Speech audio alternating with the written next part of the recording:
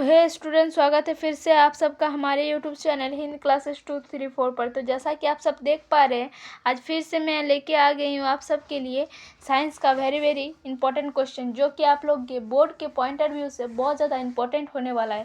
तो ये जो वीडियो है आप लोग शुरू से लेके अंत तक देखिएगा। और ये जो क्वेश्चन है ये आप लोग के प्रीवियस ईयर में आया हुआ क्वेश्चन है, इसीलिए आप सबके लिए ये क्वेश्चन बहुत ज़्यादा इंपॉर्टेंट हो जाता है। ठीक है, तो आप लोग क्वेश्चन को देखिए और ये जो आंसर है इसको मत देखिएगा, इसमें से कुछ आंसर इनकरेक्ट भी है, गलत भी है, तो इसीलिए कोशिश कीजिएगा कि आंसर खुद से दे, और उसके बाद तो मैं आंसर बता ही दूंगी। तो चलिए क्वेश्चन को शुरू करते हैं।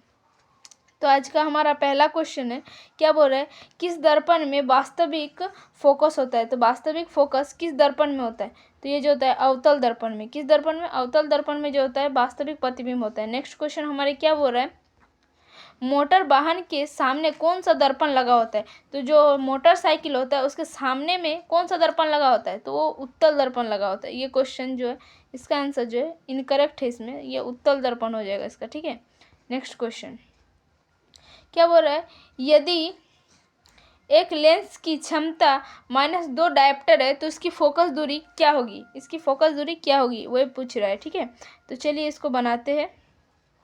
क्या फॉर्मूला होता है, P = 1/f, और f जो होता है वो मीटर में होता है। ठीक है, तो लेकिन हमारा जो आंसर है ये सेंटीमीटर में है, तो इसको सेंटीमीटर में चेंज करना पड़ेगा हमें।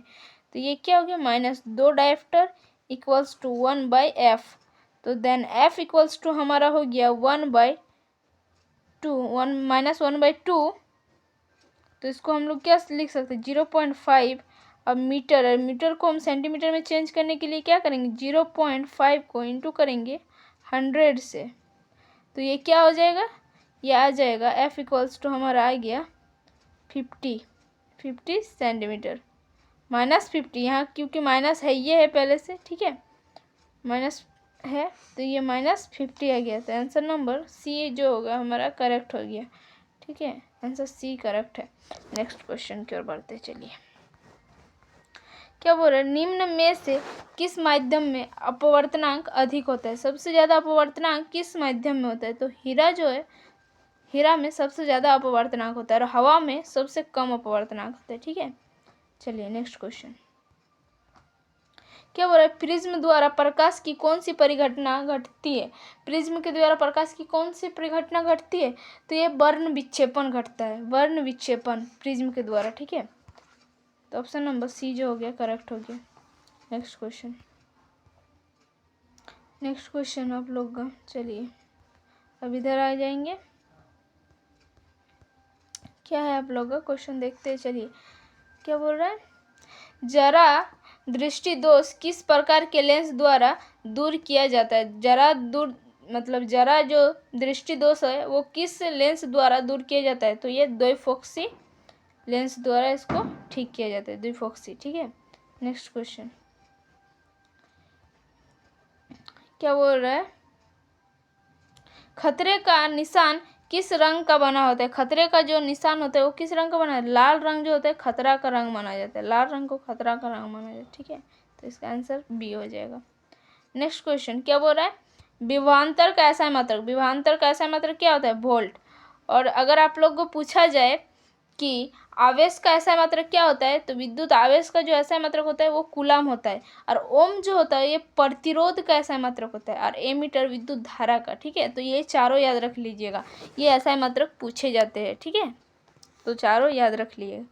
नेक्स्ट क्वेश्चन क्या बोल रहा है, नेक्स्ट क्वेश्चन हमारा, विद्युत परिपथ में धारा को मापने के लिए किसका प्रयोग किया जाता है। विद्युत धारा को मापने के लिए किसका प्रयोग करते हैं, तो हम लोग एमीटर का प्रयोग करते हैं। ठीक है, ammeter is correct answer. Next question क्या बोल रहा है, देखिए, किसी बल्ब से 1 मीटर में 120 कूलम के आवेश प्रवाहित होता है तो प्रवाहित धारा का मान कितना होगा। तो आप लोग एक फॉर्मूला पढ़े होंगे, क्या होता है फॉर्मूला, Q = IT। ठीक है, तो अगर धारा Q का वैल्यू दे दिया है, T का वैल्यू दे दिया है, तो हम I नहीं निकाल सकते, तो इसको हम क्या लिख सकते, Q बराबर दोनों दिया हुआ है और हमको निकालना है आई, तो आई को हम एक साइड कर लेते हैं, ये दोनों को एक साइड। मेरा जो क्यू है वो 120 कूलम है और जो टाइम है 1 मिनट दिया है, तो लेकिन जो जो टाइम होता है उसको मिनट में नहीं सेकंड में लिया जाता है, ठीक है, क्योंकि जो टाइम होता है उसका ऐसा यूनिट सेकंड होता है, मिनट नहीं, तो इसको हम सेकंड में लेंगे। तो 1 मिनट बराबर 60 सेकंड। तो इसको क्या हो जाएगा, ये जब काटेंगे तो ये 2 बार में काट जाएगा, तो 2 एम्पियर क्या हो गया, आई इक्वल्स टू 2 एम्पियर। तो इसका कौन सा ऑप्शन दिख रहा है, 2 ampere, option number B 2 ampere. Next question क्या है आप लोग का,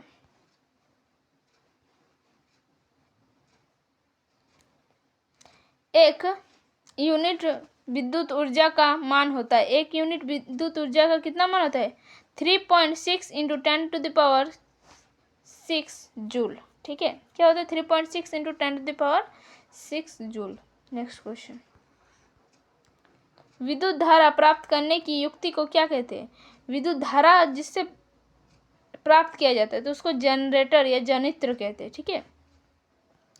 नेक्स्ट क्वेश्चन, लघुपतन के समय परिपथ में विद्युत धारा का मान क्या होता है, जब लघुपतन हो जाता है तो परिपथ में विद्युत धारा का मान बहुत ज़्यादा बढ़ जाता है, ठीक है, बहुत अधिक बढ़ जाता है। नेक्स्ट क्वेश्चन, नीला लिटमस पत्र किससे लाल हो जाता है, नीला लिटमस पत्र लाल किससे हो जाता है, अम्ल से। ये जो होता है, आप अगर कंफ्यूज रहते हो तो ऐसा याद कीजिए, अम्ल मतलब होता है एसिड, तो और ए से एसिड, बी से ब्लू, तो एसिड जो होता है ब्लू लिटमस को रेड कर देता है, तो आप लोग ऐसे याद रख सकते हैं, ए से एसिड मतलब ये ब्लू को, ए के बाद क्या आता है बी, तो ये ब्लू को रेड में कन्वर्ट कर देता है, ठीक है, इस तरह से आप याद कर सकते हैं। एक याद कर लीजिएगा तो दूसरा अपने आप याद हो जाएगा। नेक्स्ट क्वेश्चन, निम्न में से कौन क्षार है, कौन क्षार है, एक क्षार कौन सा है, तो जो NaOH है ये क्या है, एक क्षार है। बाकी ये जो है ये एक एसिड है, ठीक है, ये भी एसिड है, ये NaCl नमक है, HCl हाइड्रोक्लोरिक एसिड होता है, ठीक है। तो नेक्स्ट क्वेश्चन, इसका ऑप्शन नंबर डी हो जाएगा 15 का। नेक्स्ट क्वेश्चन,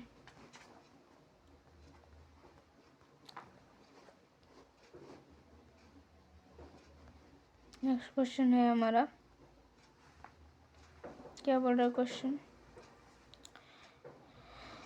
जिप्सम का सूत्र, जिप्सम का सूत्र क्या होता है, जिप्सम का CaSO4 2H2O की हाफ H2O 2H2O जिप्सम का सूत्र। और हमारा प्लास्टर ऑफ पेरिस का सूत्र होता है CaSO4 हाफ H2O। अगर इन दोनों में आप लोग कंफ्यूज करते हैं तो एक बात याद रखिएगा, जो प्लास्टर ऑफ पेरिस है वो बड़ा है, प्लास्टर ऑफ पेरिस ये बड़ा है, तो उसमें जो वाटर है वो कम है, मतलब हाफ है, हाफ H2O, ठीक है।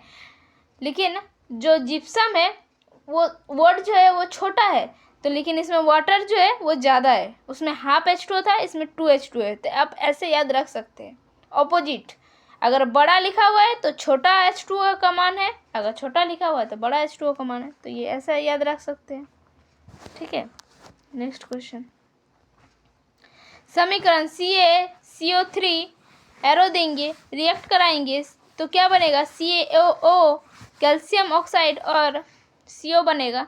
तो इस प्रकार की अभिक्रिया क्या है, ये वियोजन अभिक्रिया है। क्या होता है वियोजन, वियोजन अभिक्रिया में क्या होता है, जब एक एकल अभिकारक द्वारा 2 या 2 से अधिक उत्पाद का निर्माण किया जाता है तो उसे वियोजन अभिक्रिया कहते हैं, ठीक है। तो उसे वियोजन, संयोजन अभिक्रिया में क्या होता है, एक एकल जब कोई 2 या 2 से अधिक अभिकारक मिलकर एक एकल उत्पाद का निर्माण करते हैं तो उसे वियोजन अभिक्रिया कहते हैं। तो ये क्या हो जाएगा, तो उसे संयोजन अभिक्रिया कहते हैं, सॉरी, जब 2 या 2 से अधिक अभिकारक मिलकर एक एकल उत्पाद का निर्माण करते हैं तो उसे संयोजन अभिक्रिया कहते हैं। लेकिन इसमें क्या है, एक एकल अभिकारक द्वारा 2 या 2 से अधिक उत्पाद का निर्माण जब कर रहा है तो ये क्या है, वियोजन अभिक्रिया। तो इसका जो हो जाएगा ऑप्शन नंबर बी जो करेक्ट हो जाएगा, ठीक है। नेक्स्ट क्वेश्चन क्या बोल रहा है, जल के विद्युत अपघटन में कैथोड पर कौन सी गैस मुक्त होती है? क्या बोले? जल के विद्युत अपघटन में कैथोड पर कौन सी गैस मुक्त होती है? कैथोड और एनोड आप लोग जानते होंगे, ठीक है। तो इसमें कौन सा गैस जो होता है मुक्त होता है? इसमें हाइड्रोजन गैस जो होता है वो मुक्त होता है, हाइड्रोजन गैस, ठीक है। नेक्स्ट क्वेश्चन क्या बोल रहा है? जिसमें उपचयन और अपचयन अभिक्रिया, क्या बोल रहा है? जिसमें उपचयन और अपचयन दोनों अभिक्रिया होता है उसको किस प्रकार का अभिक्रिया कहा जाता है? उपचयन और अपचयन अभिक्रिया का दूसरा नाम क्या है? उपचयन और अपचयन अभिक्रिया का दूसरा नाम है रेडॉक्स रिएक्शन, ठीक है।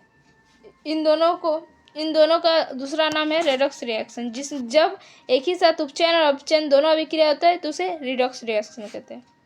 नेक्स्ट क्वेश्चन, तो इसका ऑप्शन नंबर क्या हो जाएगा? Option number C is correct. Next question 20 number question क्या बोल रहा है? 20 नंबर क्वेश्चन हमारा,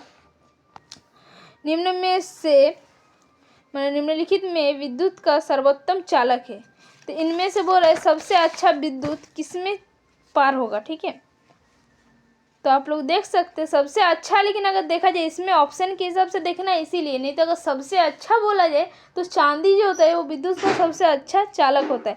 तो लेकिन इसका जो हो जाएगा ऑप्शन नंबर ए हो जाएगा, क्योंकि कॉपर भी विद्युत का एक अच्छा चालक होता है और Fe एल्युमिनियम ये सब में विद्युत पार होता है, लेकिन ये उतना अच्छा करंट फ्लो इसमें नहीं होता है। तो सबसे अच्छा यहाँ पर किसका ऑप्शन के हिसाब से देखा जाए तो कॉपर का है।